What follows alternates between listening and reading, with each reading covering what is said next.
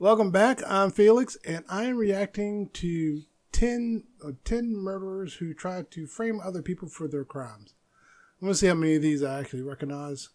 The thumbnail they were using was the woman who described a black man kidnapping her children and killing them, and it turned out it was her.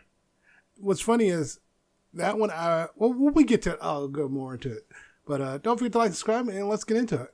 The defendant went to great lengths to conceal her involvement in the crime. Welcome to Watch Mojo. And today, we're looking at killers who cast the blame on the innocent to save their own necks. I wasn't doing nothing but hurting myself.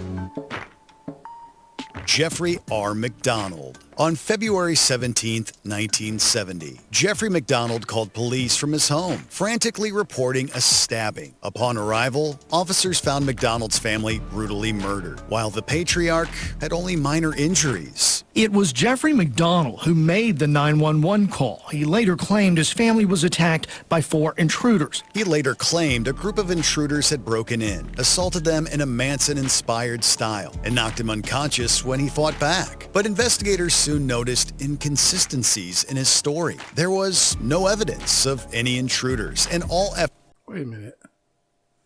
They all looked like, they kind of all looked the same almost. You know what? This one looks like, I can't think of the actor's name. Kurt Russell? Not Kurt Russell. I can't think of his name. He looks, I think he described actors. in his story. There was no evidence of any intruders, and all efforts to find them proved fruitless. His account also failed to align with the physical evidence at the scene. Judge Dupree refused to allow him to be released on bail pending an appeal, so he was escorted off to prison, still declaring his innocence. Investigators concluded McDonald had committed the crime and staged the scene to avoid responsibility. He was convicted in 1979 and sentenced to life in prison. To this day, McDonald maintains his innocence. Jeffrey McDonald has always maintained his innocence. Although his case has had more time in court than just about any other criminal case in American history, no new evidence, including DNA, has validated his claim. Brad Ray. A man who went to great lengths to stay out of prison has now died behind bars.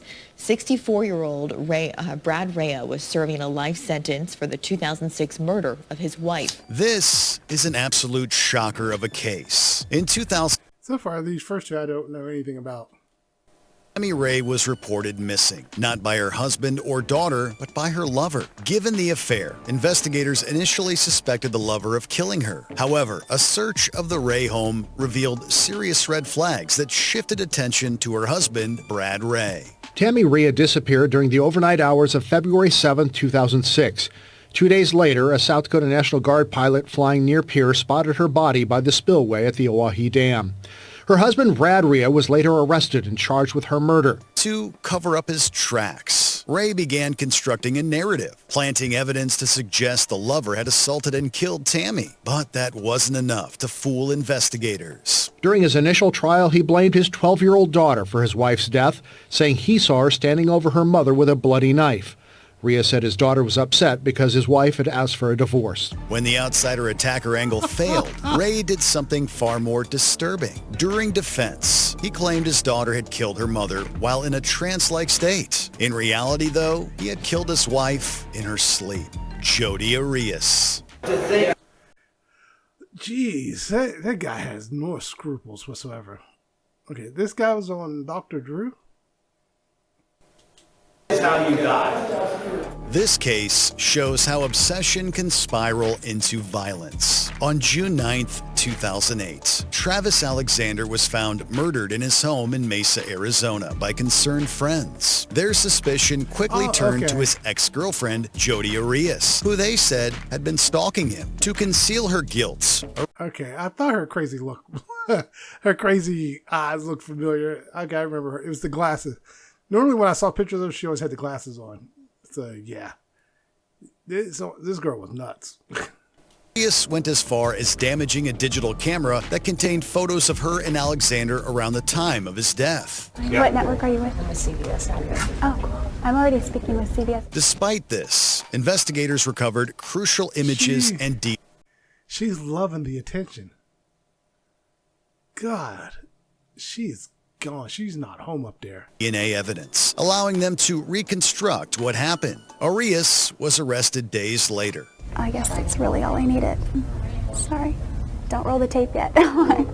Despite overwhelming evidence, she maintained her innocence, offering changing stories, from not being there to blaming intruders and claiming self-defense. Her shifting explanations proved damning, and in 2015, she was sentenced to life in prison. The defendant shall be incarcerated in the Department of Corrections for the rest of her natural life with no possibility of... What's with the picture of the little girl? I have no idea what that has to do with anything. It's on everyone's screen. of her natural life with no possibility of parole. Susan Smith. They were screaming, hollering, crying, and I'm just scared that he just lost his patience or something. In October 1994, Susan Smith told police in South Carolina that a black man had hijacked her car and driven off with her sons. The claim sparked... Of course, there was a racial jokes, like, no black man is kidnapping your kids. But yeah, there was those racial jokes. Actually, there is a story where a guy carjacked a car and gave a car back because there was a kid in the back seat. And there's the story where the guy carjacked the car, went back, let the kids out, and then took off with the car. So there is that. A massive search and intense media coverage, with Smith even appearing on TV, deceiving many with her lies. That they please bring them home to us where they belong. However, investigators soon noticed holes in her story. No witnesses to the carjacking, no evidence of struggles, and inconsistencies in her timeline. After about 9 days under serious questioning, Smith finally confessed. She had driven to a... Oh, they didn't show the sketch. Before I continue, there was a sketch she described the person. People described it as looking like a turtle because it looked like there used to be this program you would sketch these drawings and send them in and see if you qualify for art school. And that's what it looked like. It looked like that drawing of a turtle. And it's like, there's no way. It's not a real person. And that was one of the things that said, this isn't real. A lot of people were like, there's something off about this. Lake and allowed her car to roll in, drowning her sons. I'm all they had. She was supposed to be committing suicide too, actually. She was supposed to be going in with them and bailed. And it pisses me off even more when I hear like parents who take their kids' lives and they're supposed to take their own lives and decide not to. It's like, well, you should have started with you first. Like, good God. Right now, they have not been able to rule anyone out. I don't think I'm any more of a suspect than anyone. He suspects her. At that moment, I guarantee he suspects her right there. Look at his face. One in this case right now. Prosecutors later discovered her relationship with a man who didn't want children and had reportedly fueled the murders. Susan's story was not consistent, and she was failing lie detector tests. Despite arguments about her mental health, Smith was ultimately sentenced to life in prison. Pam Hupp. So you gave law enforcement incorrect information? Yes, that is a correct statement. There are also other statements in there that do not say that. As the beneficiary of her friend Betsy Faria's life insurance policy, Hupp quickly drew scrutiny, but her statements helped shift suspicion onto Faria's husband, Russ Faria. Is that really her? The jury believed him guilty, and Russ Faria was arrested and convicted in 2013. I'm so sorry. My brain gets kind of funny sometimes. I get mixed up. It's all right. Sorry to hear that.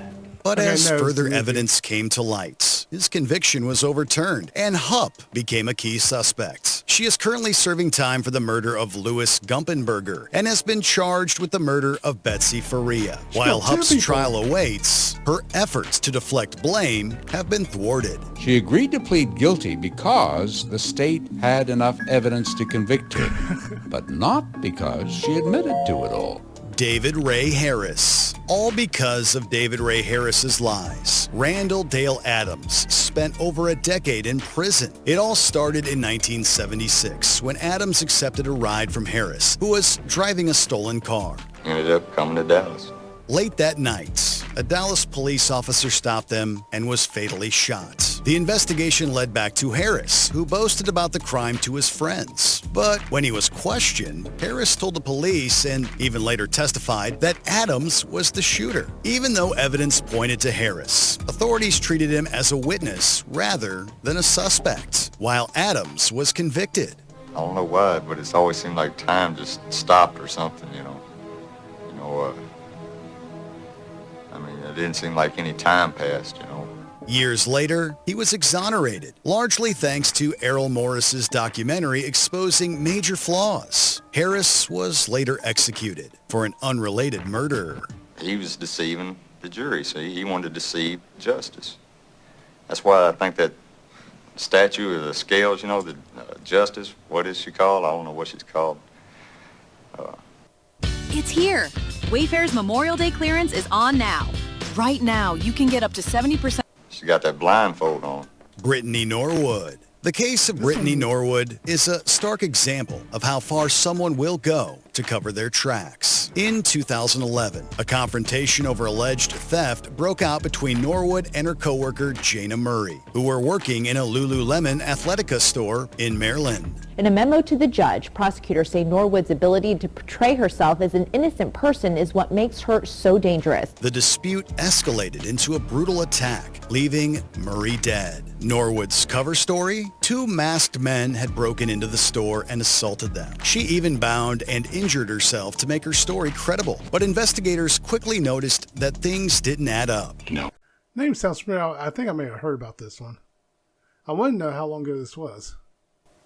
What you've done is you've concocted an incredible story that doesn't make any doggone sense. Forensic evidence, the crime scene, and even Norwood's injuries all contradicted her account. As her false narrative unraveled, it became clear she was responsible. Norwood was ultimately convicted and sentenced to life in prison. Prosecutors say that Brittany Norwood lured Jana Murray back to the store after they had closed for the night, and that's when the murder happened, and that it was therefore premeditated.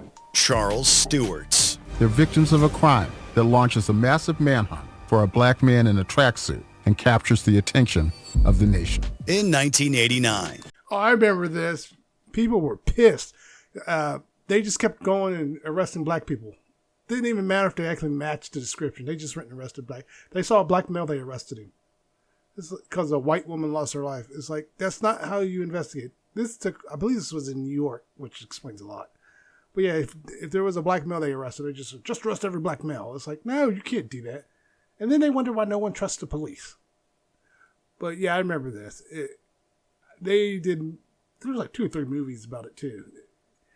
But this one I do remember. Charles Stewart told police he and his pregnant wife had been carjacked by a black man who shot them both during the robbery. Though he had committed the crime himself, Stewart gave a detailed description of the assailant like he actually existed. This sparked a massive police search in black neighborhoods and heightened racial tension in Boston. Tell the brothers, get off the street because your life is in danger! After William Bennett was arrested for a motor vehicle violation, Stewart identified him as the perpetrator in a police lineup. The truth emerged when Matthew Stewart confessed, revealing he had helped his brother in what he thought was an insurance scam. And the focus of the investigation turned to Charles Stewart. Another man, Willie Bennett, went from suspect to victim in this case. In reality, Stewart had killed his wife for... The police didn't care. I'll be honest with you. The police, they would have never went any further if the brother hadn't come forward. They 100% did not care. So, yeah.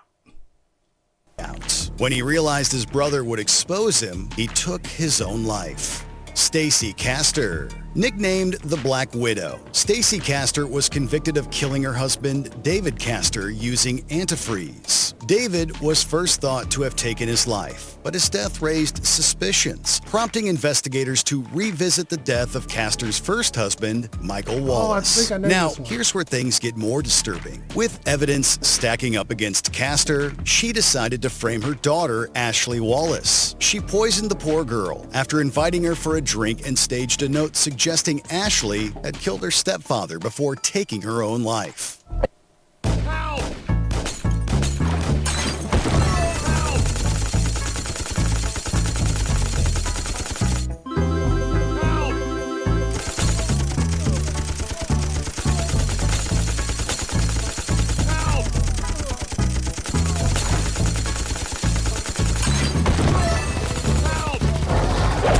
I knew at that point we had a double homicide, and Stacy Castor probably killed both her husbands. But the plan failed. One of the things that jumped out at us was the turkey baster.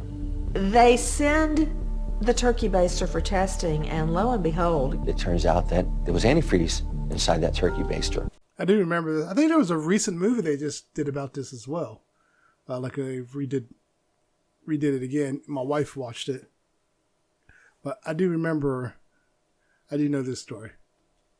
The other puzzling things was David's DNA was on the tip of that turkey baster. Ashley survived and was able to tell investigators what happened. Everything backfired. And in 2009, Castor was convicted and sentenced to decades in prison.